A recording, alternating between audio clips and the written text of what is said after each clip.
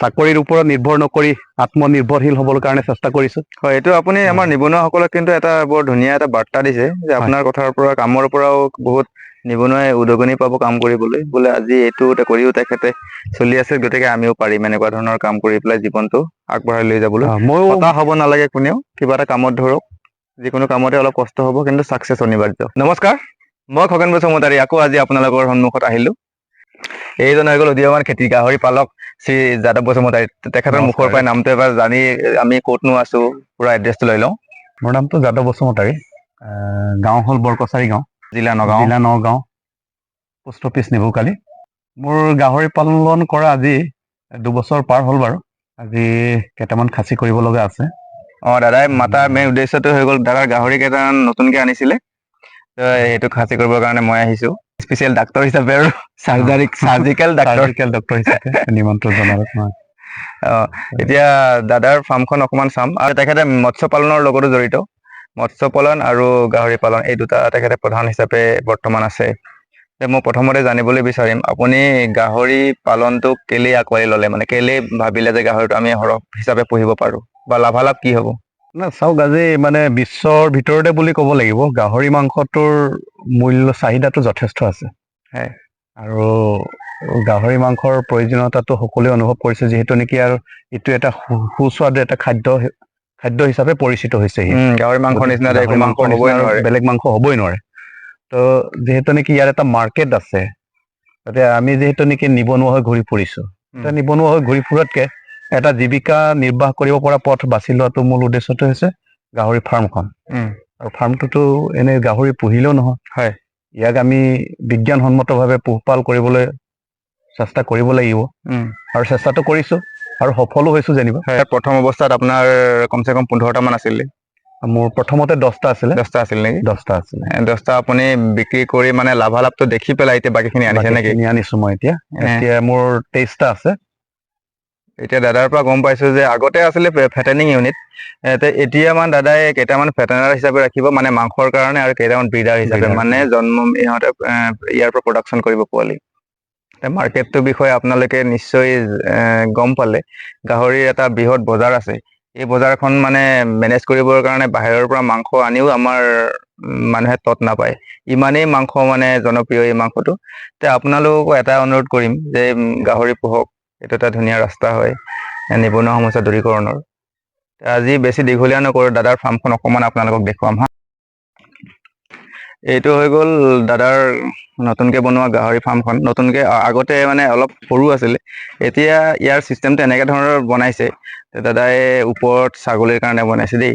এতিয়া গৈ আছো, প্ৰথমতে ছাগলীটোকে চাই লওঁ। ছাগলী নাই বাৰু, ছাগলী তেখেতে পোৱালি যোগাৰ কৰি আছে, ক'ৰ পৰা আনিব গম পোৱা নাই বাৰু এতিয়ালৈকে। দেখিছে কিমান ধুনীয়াকে বাঁহৰ চাংবিলাক দি দিছে, চাইডত চৰাই চিৰিকটি নোসোমাবৰ কাৰণে নেটবিলাক দিছে।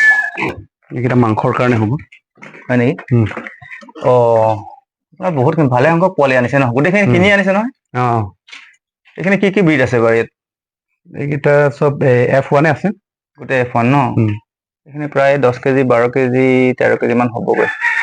ধুনীয়া ধুনীয়া গ্ৰোথ দেখিছে নাই, বুকু বহল, দীঘল দীঘল।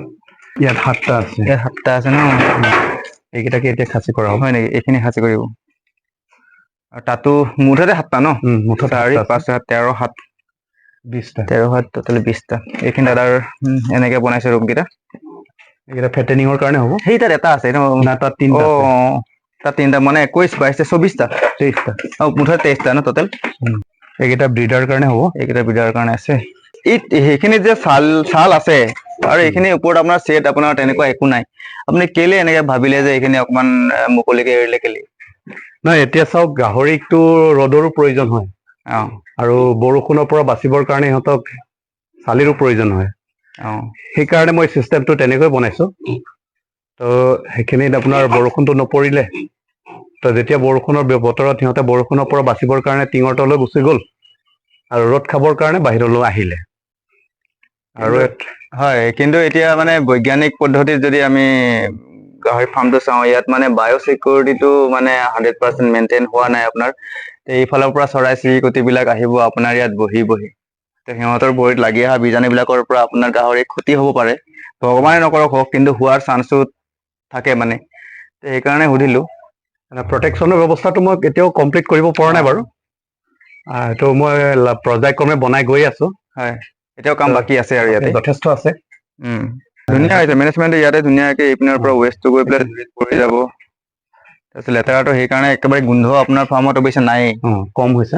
0% গোন্ধ, একেবাৰে চাফ চিকুণ ধুনীয়া হৈ আছে। আপোনালোকক অনুৰোধ কৰিম, যদি আপোনালোকে গাহৰি পালক হয় বা গাহৰি পুহিবলৈ বিচাৰিছে, আপোনালোকে চাফ চিকুণকৈ ৰাখিব, যাতে গাহৰিখিনিও সুস্থ এটা পৰিৱেশত থাকিব পাৰে। তেতিয়াহে বেমাৰ আজাৰ সিহঁতৰ এইবিলাকৰ পৰা বাচি থাকিব। এতিয়া আকৌ আমি আহিলোঁ দাদাৰ ফিচাৰী থকা জেগাত। যোনখিনি ফিচাৰীখিনি আছে ইয়াতে কমচে কম তিনিটা ছবিঘা মাটি। কেইবিঘা আছে দাদা ইয়াতে? 6 বিঘা আছে। তাৰ মাজত এইখিনি মাটি ওখ দিয়াৰ কাৰণটো মই নুবুজিলোঁ। মানে ইয়াতে আপুনি তামোল কল লগাইছে, কেলে ওখকৈ ৰাখিলে বাৰু মাজত? ইয়াতে মোৰ আৰু এটা প্ৰজেক্টৰ পৰিকল্পনা চলি আছে। এই যিটো আমি হেটচাৰী বুলি কওঁ, মাছ পোনা বনোৱাৰ পৰা চেণ্টাৰটো, হেটচাৰী বনোৱাৰ পৰিকল্পনা এটা আছে। আৰু লগতে আপোনালোকে দেখিছে এইটো কলৰ বাগানটো, এইটো মালভোগ কল। মানে আমিতো এটা অসমীয়া প্ৰবচন শুনিছিলোঁ, 360-65 জোপা ৰুবা কল, মাহেকে পহেকে বে চিকনা বা তল, লংকাৰ বনিজ হাততে পাবা বুলি আমাক দেউতাহঁতে এটা কথা কৈছিলে। আচ্ছা, মই সেই পৰিকল্পনাটো কৰিছোঁ। 360 জোপা ওচৰা ওচৰি আছে বাৰু মালভোগ কলৰ পুলি। আৰু মালভোগ কলৰটো মাৰ্কেটটো আছে, আপোনালোকে জানে। মাৰ্কেট বহুত। মালভোগ কলৰ লগতে আপোনালোকে দেখিছে তামোল মই লগাই আছো। এইখিনি এইবছৰ লগোৱা, মানে এইবছৰ মানে কি আপোনাৰ 2-3 মাহ হৈছে চাগে ন? মানে পৰিকল্পনাটো আগৰ পৰাই আছে। যিহেতু নেকি আমাৰ বাজেটৰো এটা কথা থাকে, প্ৰত্যেক বছৰে এটা এটা পৰিকল্পনা কৰি গৈ আছো। আচ্ছা, মানে চাকৰিৰ ওপৰত নিৰ্ভৰ নকৰি আত্মনিৰ্ভৰশীল হ'বৰ কাৰণে চেষ্টা কৰিছো। হয়, এইটো আপুনি আমাৰ নিবনুৱাসকলক কিন্তু এটা বৰ ধুনীয়া এটা বাৰ্তা দিছে যে আপোনাৰ কথাৰ পৰা, কামৰ পৰাও বহুত নিবনুৱাই উদগনি পাব কাম কৰিবলৈ। বোলে আজি এইটো কৰিও তেখেতে চলি আছে, গতিকে আমিও পাৰিম এনেকুৱা ধৰণৰ কাম কৰি পেলাই জীৱনটো আগবঢ়াই লৈ যাবলৈ। হতাশ হ'ব নালাগে কোনেও, কিবা এটা কামত ধৰক, যিকোনো কামতে অলপ কষ্ট হ'ব, কিন্তু ছাকচেছ অনিবাৰ্য। সেইটো ময়ো অনুৰোধ কৰিম আমাৰ যিসকল নিবনুৱা বুলি হতাশত ভুগিছে। মানে এনেকুৱা হ'ব লাগে, শিক্ষাটোক আমি চাকৰিমুখী কৰিব নালাগে, শিক্ষাটোক আমি কৰ্মমুখী কৰিব লাগে। বৰ ধুনীয়া কথা কৈছে। এই বস্তুটো ব্যৱহাৰ কৰি যাতে আমি একটা সুস্থ সবল মানে সমাজ গঢ়িব পাৰোঁ। মানে কি, দেশৰ যদি উন্নতি হ'ব লগা হয়, প্ৰথম কথাটো হ'ল কৃষি আন্দোলনটো, সেউজ বিপ্লৱ আমি যাক কওঁ। পথাৰ আমাৰ, বজাৰ আমাৰ, আমি মুখেৰে কৈ থাকিলে, ৰাজপথত আন্দোলন কৰি থাকিলে নহ'ব। আমি হাতে কামে পথাৰত লাগিব। বজাৰটো আমি এনেই পাম। যদি আপোনাৰ বস্তু প্ৰডাকশ্যন হয়, আপোনাৰ পৰা কিনা মানুহ এনেই ওলাব, অভাৱ নাই। প্ৰথম কথাটো হ'ল আমি প্ৰডাকশ্যনটো দিব পাৰিছো নে নোৱাৰিছো, সেইটোৱে কথাটো। তো আপোনালোকেতো দেখিছে ফিচাৰীটো মোৰ। ইয়াতে আপোনাৰ কি কি মাছ আছে বাৰু? মাছ ইয়াতে আছে মোৰ আপোনাৰ ৰৌ, মিৰিকা, ভকুৱা, চন্দা বুলি চন্দা মাছ এটা আছে। সেইটো পুখুৰী ৰাখিছো বাৰু, চন্দাটো মই একেলগত দিয়া নাই, মানে ভাগ ভাগ কৰি ৰাখিছো। তাতে শ'ল মাছ আৰু চন্দা মাছো আছে। আপোনাৰ পুখুৰীৰ পাৰ বিলাক মানে খালী আছে, এইবিলাকতো কিবা এটা পৰিকল্পনা নিশ্চয় আছে। পৰিকল্পনা আছে, সেইটোতো এই তামোল আৰু নাৰিকলে দিম, আৰু কলটো থাকিবই। এই কলপাতবোৰ মই কাটি এনেই নষ্ট হ'বলৈ নিদিওঁ, কাটি মাছক দি দিওঁ। মাছক আৰু আপুনি কেনে ধৰণৰ দানা দিয়ে মানে? দানা দিয়ে কোৱাতকে মই দেখুৱাই দিওঁ, আহক। হয় নেকি? এইটো মই কেঁচু সাৰ বুলি ভাবিছিলো। কেঁচু সাৰ নহয় বাৰু, এইটো হ'ল গোবৰ আছে, যিটো আমি ৰাইচ পলিচ বুলি কওঁ। ৰাইচ পলিচ আছে আৰু খলিহ আছে। এইটো বনোৱা পদ্ধতি এবাৰ অলপ কৈ দিব, তেতিয়া আমাৰ দৰ্শকে এনেকুৱা ধৰণৰ বনাই ল'ব পাৰিব। প্ৰথম কথাটো হ'ল আমাৰ গোবৰটো শুকান লাগিব, তো তাৰপিছতে খলিহ লাগিব। তাৰপিছত আমি ৰাইচ পলিচটো দিব পাৰোঁ, নতুবা আমি যিটো টুগুৰা বুলি কওঁ, ৰাইচ পলিচটো হ'লে বেছি স্বাভাৱিকতে ভাল হয়। তো এই তিনিটা বস্তু ধুনীয়াকৈ মিক্স কৰাৰ পিছত, মিক্স কৰি দিয়াৰ পিছত আপোনালোকে খুব বেছি 3-4 দিন থাকিব দিব। তাৰপিছৰ পৰা মানে মোৰ এই যিটো 2 বিঘা মাটিৰ পুখুৰীত মই 4 বাল্টিংকে দিওঁ। 2 বিঘা মাটিৰ পুখুৰীত 4 বাল্টিংকে দিওঁ। তাৰমানে বেছি হৈ গ'লেও পানীটো খাৰুৱা হৈ যাব পাৰে। খাৰুৱা হৈ গ'লে আকৌ মাছৰ অসুবিধা হ'ব। গতিকে সেইকাৰণে সদায় আপোনালোকে, যদি কোনোবাই ফিচাৰী মানে আছে আপোনালোকৰ পৰিকল্পনা যদি এনেকৈ কৰিম বুলি ভাবিছে, তেতিয়াহ'লে বেছি নিদিব, কিন্তু 4 বাল্টিঙে যথেষ্ট। 4 বাল্টিঙে যথেষ্ট ন? তেনেকৈ ডেইলি 4 বাল্টিঙে দিব লাগিব। ডেইলি 4 বাল্টিংকে দিব। এতিয়া আপুনি এই দানাটো খুৱাই পেলাই আপোনাৰ মানে কি বুলি কয়, এইটো মাছৰ বৃদ্ধিটো আপুনি কেনেকে পাইছে? আমাৰ বৃদ্ধিটো যথেষ্ট হয়, এবছৰত 2 কিলোলৈকে হৈছে মোৰ। হয় নেকি? হয়। এইটো বৰ ধুনীয়া দেখোন। এইটো লাভদায়ক মানে খাদ্য হয় এইটো মাছৰ কাৰণে।